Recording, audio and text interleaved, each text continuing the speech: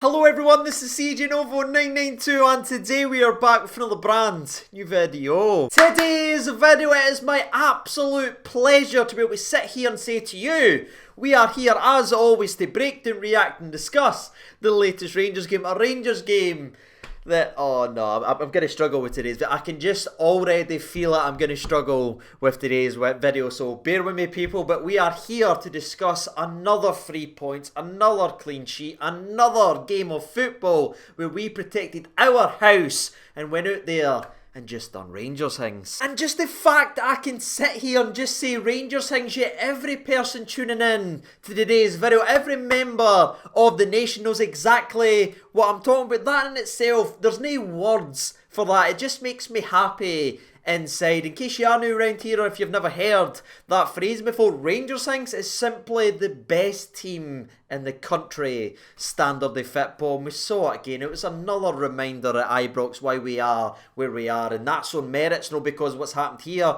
or what's happened here. It's happened because we are by far head and shoulders above everyone. And I think it's just beyond that, because there is something special within this team that we're able to see, because there's a lack of ego in this Rangers team that I think goes very underneath the radar, right? You've got people that's willing to work and track and go ahead and slide challenges. We've seen Jermaine Defoe run all the way to left back and put in slide challenges. When has that ever happened in the history of football? But that's what's special about us. Every single person fighting for this in the front of the shirt, so people remember that on the back of it. And I know that's a bit of a footballing cliche, but you just look at what they've gave this season and the unselfishness, everyone sticking together, everyone working and everyone taking the bumps in the road when it happened, but no shying away and getting nervous, willing to get back on the ball, back each other, help each other and get back on the horse to go ahead and just run away with the title like we have this season. It is absolutely incredible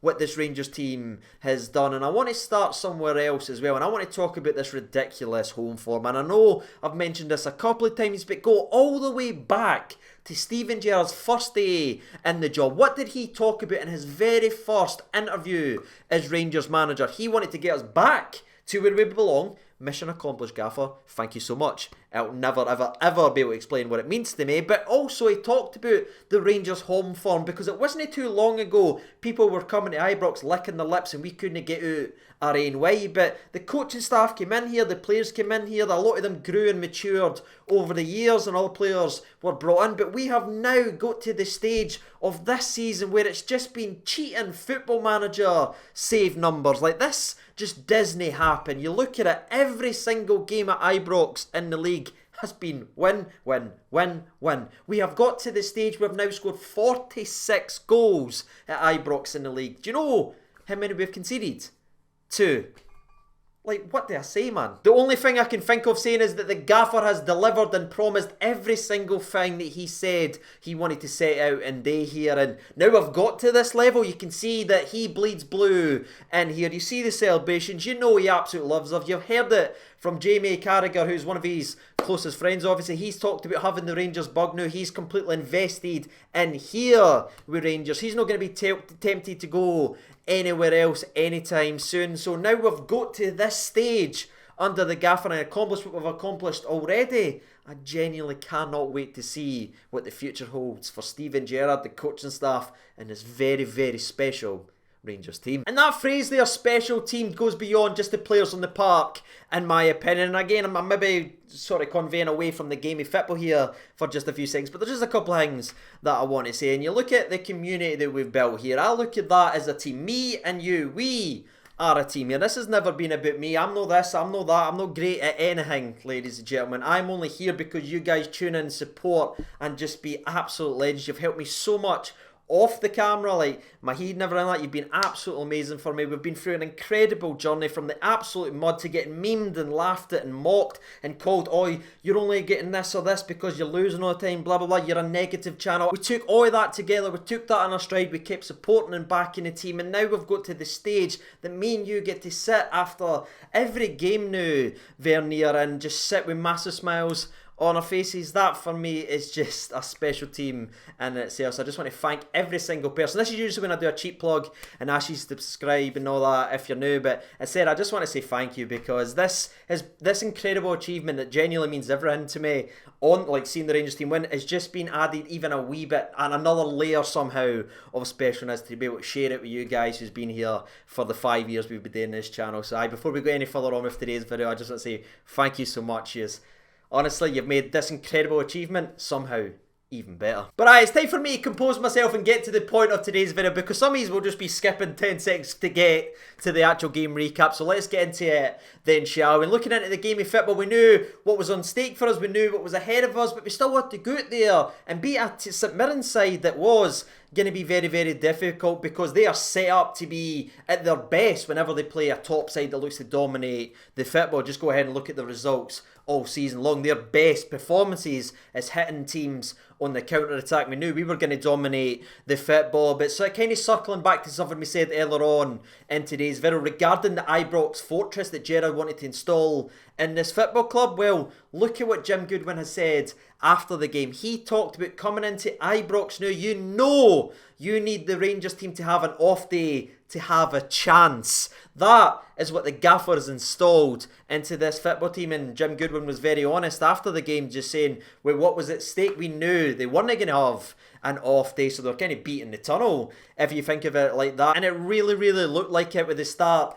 of the game, because it was us that was pinging the passes about. It was us that was slicing and dicing, and it was them that was literally dropping everybody back, including their centre forward, and just hoping and praying they could hear the full-time whistle just 55 seconds into the game. But in terms of actual chances, you're looking at in the 6th minute where Joe Rebo striked the ball from outside the box. It was actually straight at the goalkeeper, but the venom that had on the shot is definitely, again, a wee sign of that lad getting his confidence back, because we know what he's capable of, but his first serious injury that he's had in his football club, followed by obviously him getting ill just after it, did knock his confidence, and we've heard that from behind the scenes, we've heard that from Kevin Thompson, but the level that he's playing at, and he's getting better and better, the fact that he's now getting the instinct to cut inside and is willing to have a pop, that just spells brilliance for that laddie. Because if he can start adding threat from outside the box like he can when he's inside the box, there'll be nobody that's able to touch him here in the country, and that's just me being honest about that laddie. But that was the first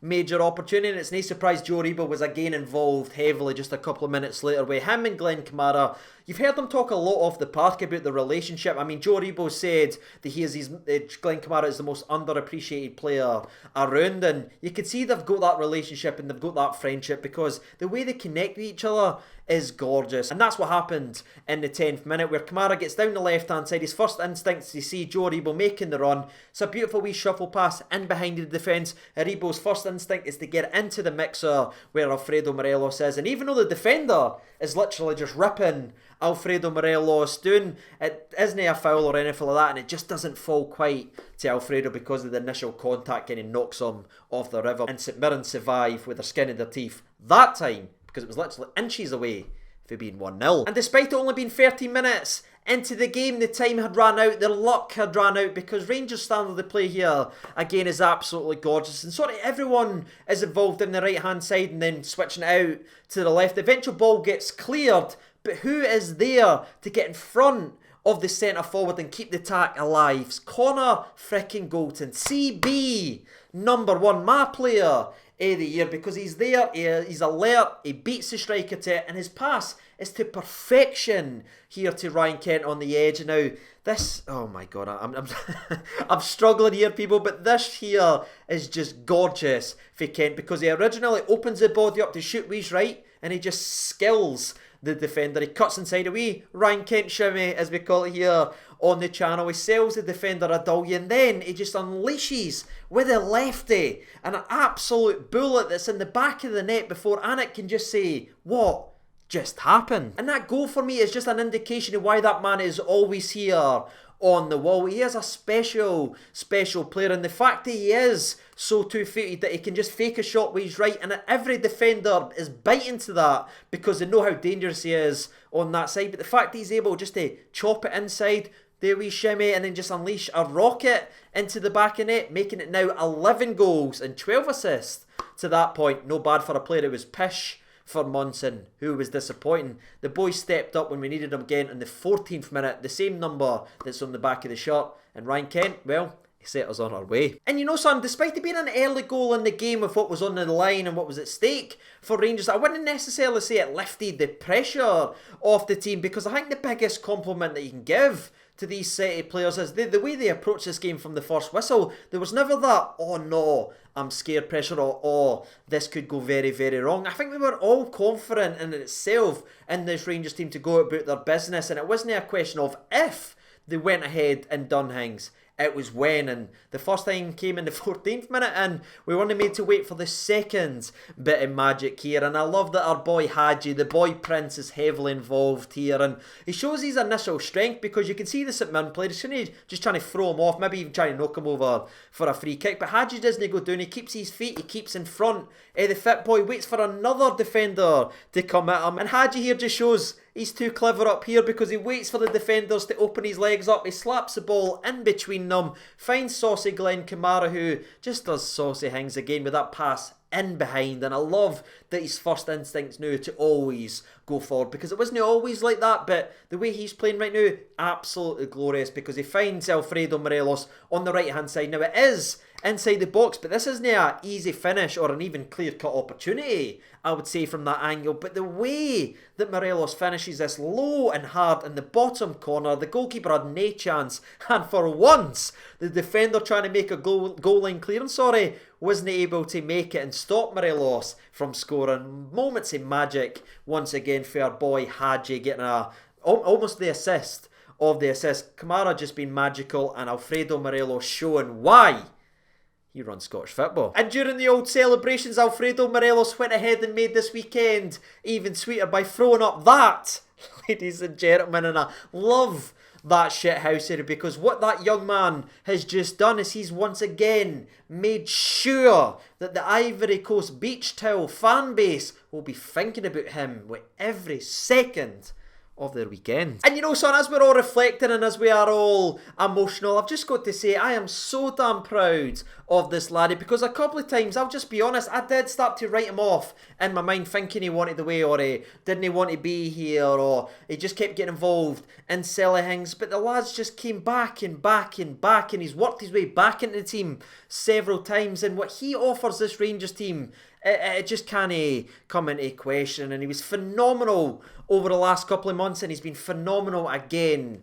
for Rangers in this. And I just thought his overall performance, because from the pretty much the first kick of the game, you saw them coming in, nailing Alfredo Morelos from the header, giving cheap free kicks away, but leaving a lot on Morelos. Then you can see them shoving him when he's trying to walk by them, pulling on his shirt, giving him a wee nudge, standing up to him, trying to square up to him. And every single time, instead of reacting, Morelos just smiled, walked away and laughed, and kind of just nodded his head, singing wee songs. And he's probably singing the old Buffalo song in his old Nasha, and I just loved that, because every time they tried to wind that laddie up and he just smiled and laughed at them and walked by them, you could see how pissed off the hammer throwers were. And that's how Morelos beats these lads. It's no reacting and getting stuck in, it's beating them like that. And now that the penny is dropped, by God, is it glorious to watch. But regarding the actual game recap, that was 2-0, and it was game, set, match at that point. You just had to look at St Mirren players, and they knew that they were beat on the park right there. And that's what we've done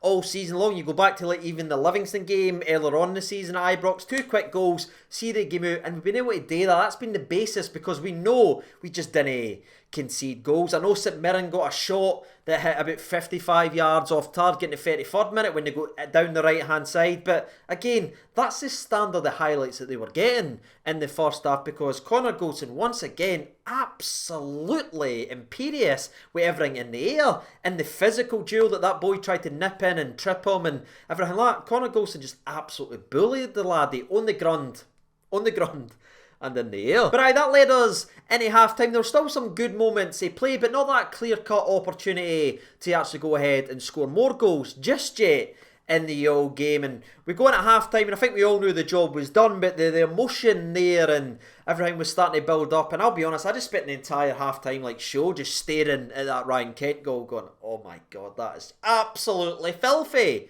Spider Kent. But again, the mental strength of this Rangers team was on show with the way the second half started, because it was almost like they all decided as a collective group to, alright, let's just go and get another goal and properly put another nail in St Mirren's coffin, because the way we started the second half was absolutely electric, because within 26 seconds of the restart, the ball was into the back of the net, and it's no surprise to me that a lot of this is built on the back of Joe Aribo and Ryan Kent, because that's been a large majority of the season. And Aribo's brilliant here because he's positive, he's skillful, he drives forward, but he knows Ryan Kent will make that run because he's unselfish. Kent will only just admire that he got involved and got Aribo the opportunity to go make it a 2v2. Ryan Kent bursts his pan in to give him an option down that left hand side. Aribo finds him perfectly, and the man who gets questioned by some people out there just trying to make this lad into a whipping boy once again gets his head up, and it's a beautiful ball to our boy Hadji, who for once, when he was clean through and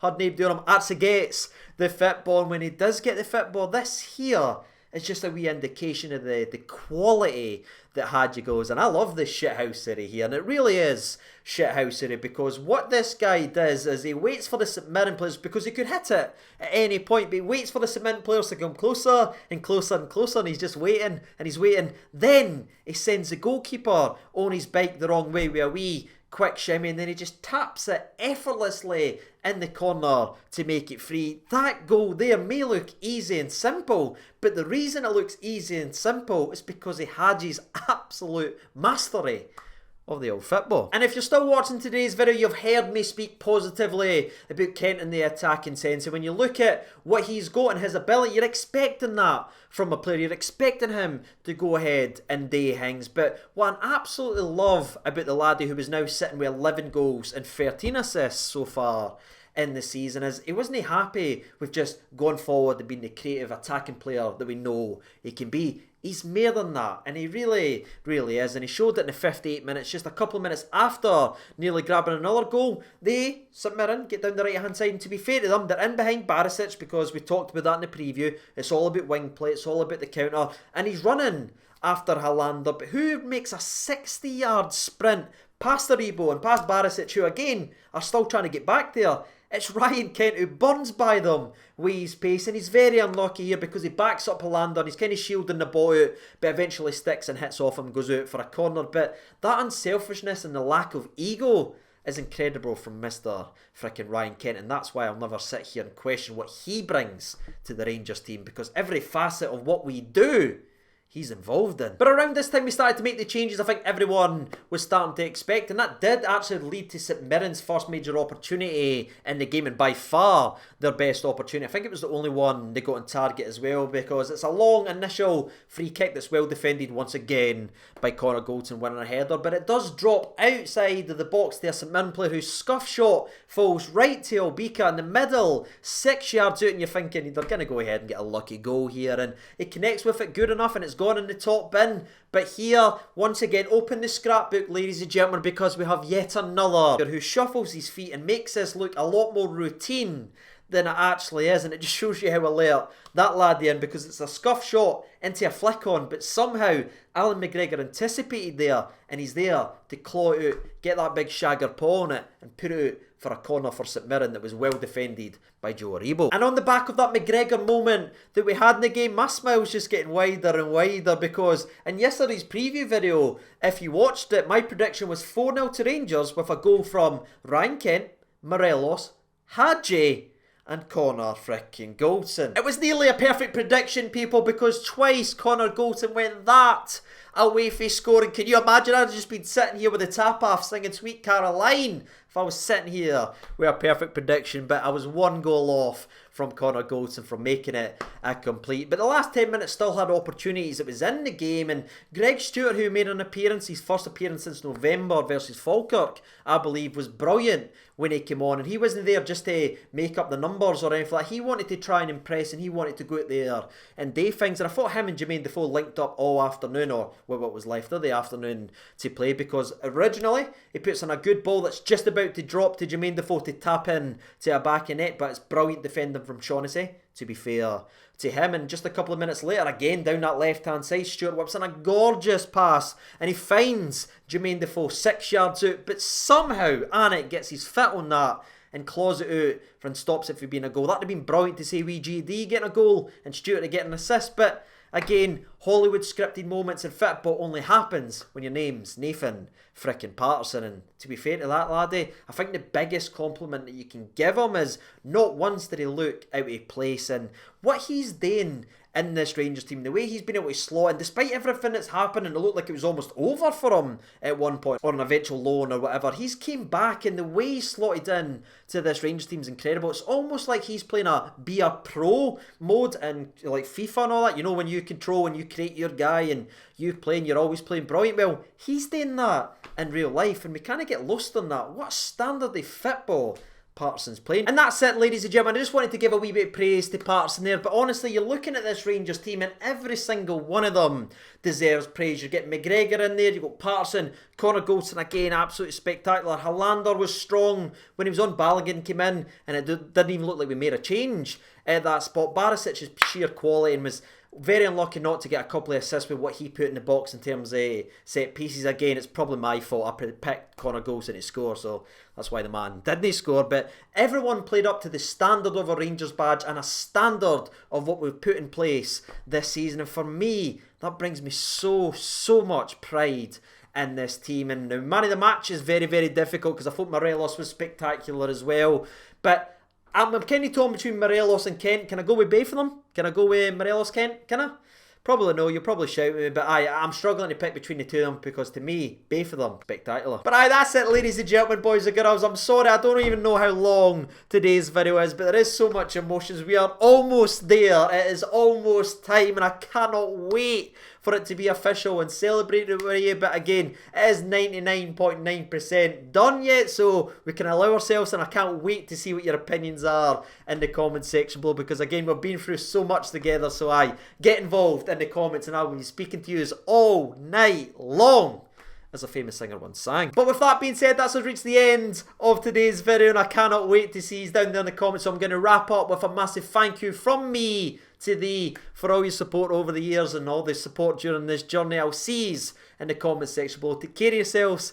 I might even see you tomorrow for a special live stream, by the way. All the best, and bye-bye.